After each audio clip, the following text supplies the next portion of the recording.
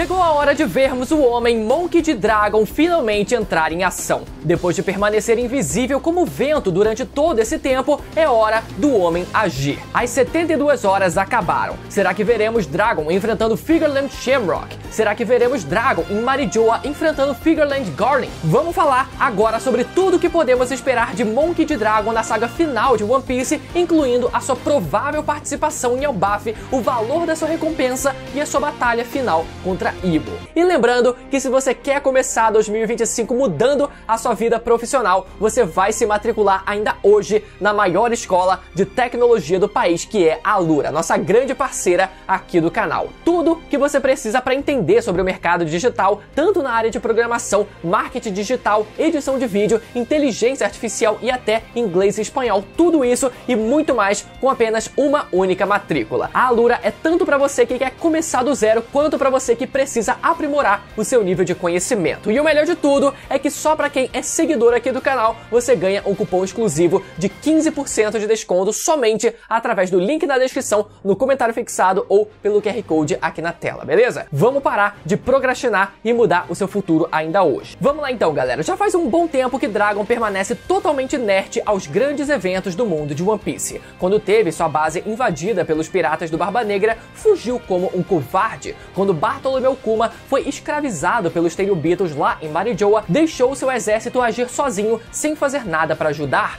Quando Sabo foi dado como morto, ainda perguntou se ele vinha trabalhar no dia seguinte, além de passar a maior parte do tempo só reagindo com a tudo o que acontece ao seu redor. Então todo mundo tá cansado de esperar esse infeliz fazer alguma coisa. Muita gente acreditava até que ele poderia fazer a sua tão esperada aparição em Egghead para salvar Bartolomeu Kuma, proteger o seu aliado Vegapunk e também ajudar o seu filho Monkey D. Luffy na batalha contra os Gorosei, que são a autoridade máxima do governo mundial. Então que melhor oportunidade que essa para que o Dragon se colocasse à frente e desafiasse o governo mundial. Parecia um cenário perfeito, mas o Oda preferiu guardar o personagem para depois. Mas parece que agora vai. Parece que dessa vez a gente deve ver o homem começar a agir, e aqui vão as seguintes evidências que sustentam a ideia de que o Dragon possa fazer a sua tão esperada aparição ainda no arco de Elbaf. E tudo bem, né? As evidências para ele aparecer em Egghead também eram muito boas, se não excelentes,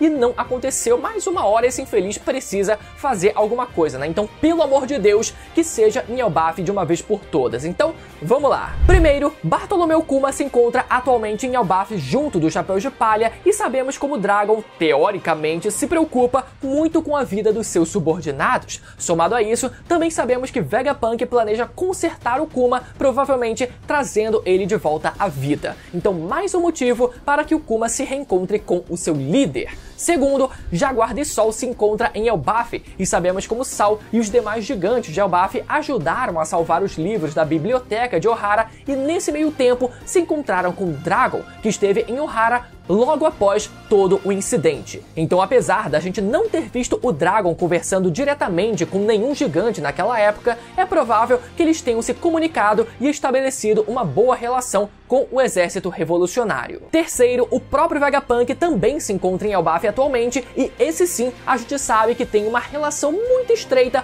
com o Dragon e o exército revolucionário. Inclusive os Vegapunks, os outros Vegapunks que conseguiram sobreviver em Egghead e conseguiram fugir com o cérebro original do Vegapunk, podem muito bem ser os primeiros a se encontrarem com o Dragon. Como eles fugiram pelos céus através das nuvens, pode ser que eles acabem se encontrando, se cruzando com o Dragon antes deles irem até Elbaf, já que o Dragon parece ter a habilidade de manipular o clima. Então uma coisa talvez acabe puxando a outra. E falando em clima, outro fator importante se trata justamente da importância das Ilhas do Céu para o mundo de One Piece, que devem ser mais bem exploradas a partir desse arco de Elbaf. Tivemos os Vegapunks fugindo de Egghead numa espécie de Ilha do Céu, digamos assim, com a intenção de se encontrar com os cientistas de Westeria, outra Ilha do Céu que foi o local de treinamento da Nami. Também temos o Uruji nessa equação toda, o último supernova que resta a ser explorado pelo Oda e que descende de uma das raças aladas, o povo do céu. Fora a geografia de Elbaf, que fornece acesso a certas ilhas do céu, digamos assim,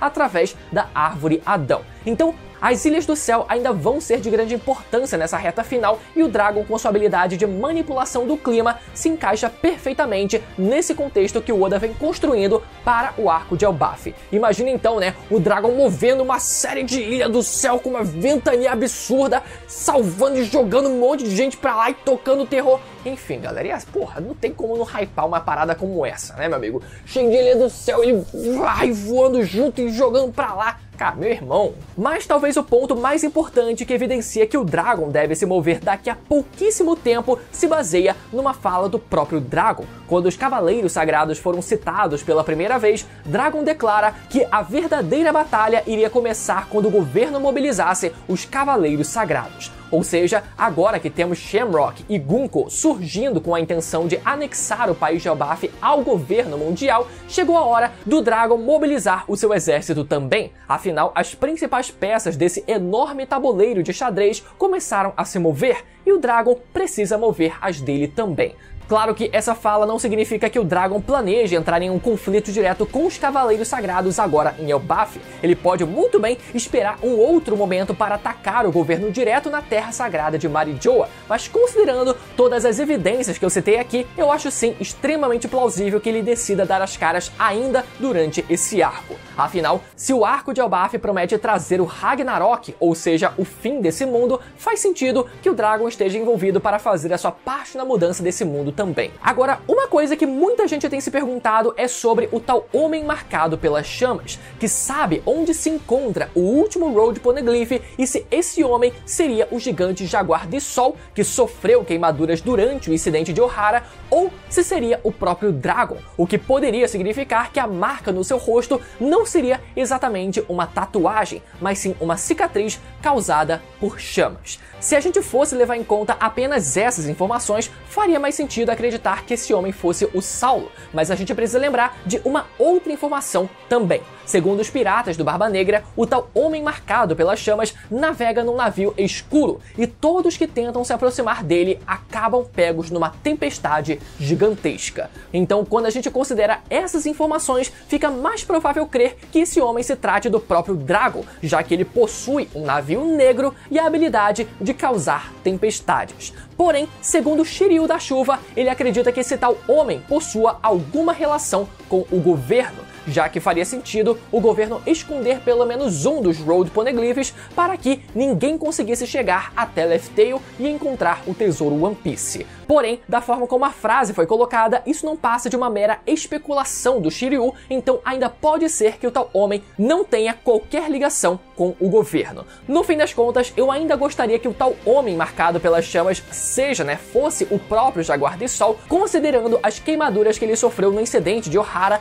mas que ele também navegue com o exército revolucionário atualmente, justificando assim a presença de um navio negro e as tempestades frequentes. Ou seja, essa confusão de boatos sobre o tal homem marcado pelas chamas envolveria, na verdade, duas figuras nessa história toda, o Sol e o Dragon, que teriam se aliado após os eventos de Ohara. Ainda pode ser que seja apenas o Dragon? Pode ser, afinal o Sol vive em Elbaf e não fica navegando com os revolucionários até onde sabemos, mas eu gosto mais da possibilidade de ser o Sol como um aliado do exército revolucionário e isso ter sido o motivo de tantos boatos em torno a essa figura. Ao meu ver, isso deixaria as coisas um pouco mais complexas e interessantes porque envolveria mais de uma pessoa nessa história toda. Então, se essa hipótese estiver correta, faz ainda mais sentido que o Dragon apareça agora que Jaguar de Sol reapareceu na história e teve o seu grande momento de reencontro com a Nico Robin.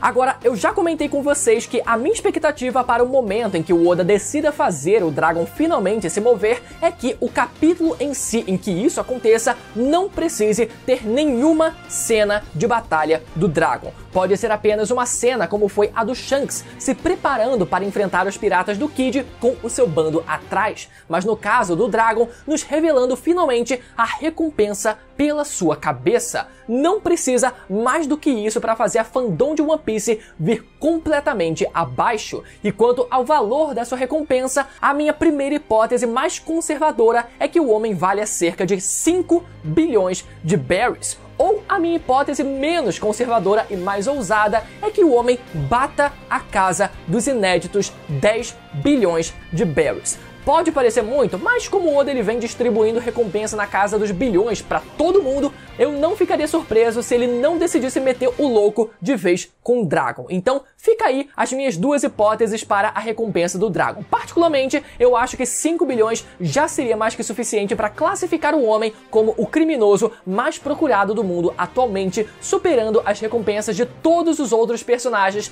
que vêm recebendo recompensas na casa dos bilhões também. Já quanto às prováveis batalhas que eu acredito que possam acontecer, a primeira delas seria um confronto entre os comandantes do exército revolucionário contra os cavaleiros sagrados. Afinal, enquanto os piratas tendem a enfrentar marinheiros, os revolucionários tendem, ou pelo menos devem enfrentar, os principais agentes do governo, e isso inclui os cavaleiros sagrados. Eu sei que a gente ainda não viu todos os membros desse grupo e toda essa aura de mistério possa fazer algumas pessoas pensarem que os revolucionários não têm tanta chance assim, mas eu tenho fé nos comandantes do exército revolucionário, principalmente por um motivo específico que se chama Belo Bete. Para quem não prestou atenção apenas nos peitos dela, essa mulher mostrou ter a habilidade de extrair o potencial latente daquelas pessoas que desejam seguir em frente, concedendo uma espécie de boost de força a mais para o seu exército. Então eu não duvido que ela use essa habilidade nos principais membros do exército revolucionário para que eles fiquem ainda mais fortes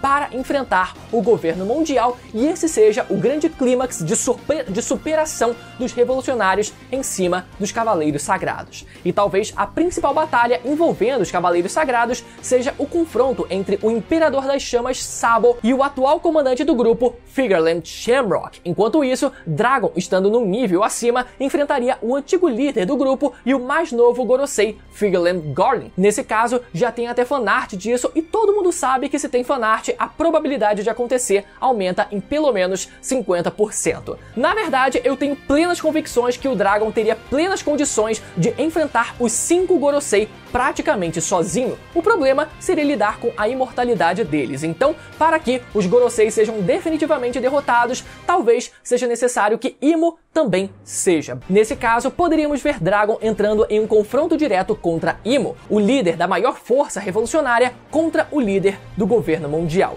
E claro que como eu não deixo uma oportunidade sequer passar para enfiar as minhas fanfics na cabeça de vocês, eu não duvido que no meio de toda essa confusão, a gente também veja o atual almirante de frota da marinha, Akainu, metendo o louco e se virando contra o próprio governo, após ele descobrir a existência de Imo. Ao contrário do que muita gente pensa, Akainu não é nem um pouco subserviente ao governo, como vimos quando ele foi confrontar diretamente os Gorosei depois de Dressrosa. Ele é muito diferente, por exemplo, de um Rob Lute da vida, que obedece o governo sem sequer questionar. Então eu não duvido que o homem decida passar por cima até mesmo do próprio governo se for para exercer a sua justiça absoluta. O cachorro pode estar prestes a morder a canela do seu dono e eu não duvido que ainda veremos os antigos companheiros Dragon e Akainu combando golpes juntos como nos velhos tempos de marinheiros. Essa eu pago pra ver. Mas é claro que tudo isso ainda deve acontecer bem mais pra frente na história. Por enquanto, eu adoraria ver a primeira aparição do Dragon sendo ainda Elbaf, quem sabe contra os Cavaleiros Sagrados ali, né, pra começar fácil pro Dragon, caso eles se tornem realmente os grandes vilões desse arco. Mas certamente tudo que o Oda guardou para o Dragon ainda deve ser compensado com tudo isso que eu falei e muito mais. Mas enquanto isso não acontece, eu quero saber as teorias e expectativas de vocês aí nos comentários, não antes de você lembrar de deixar o seu like e conferir a sua inscrição para não perder todos os vídeos de One Piece que saem aqui no canal, beleza? Até a próxima, tchau!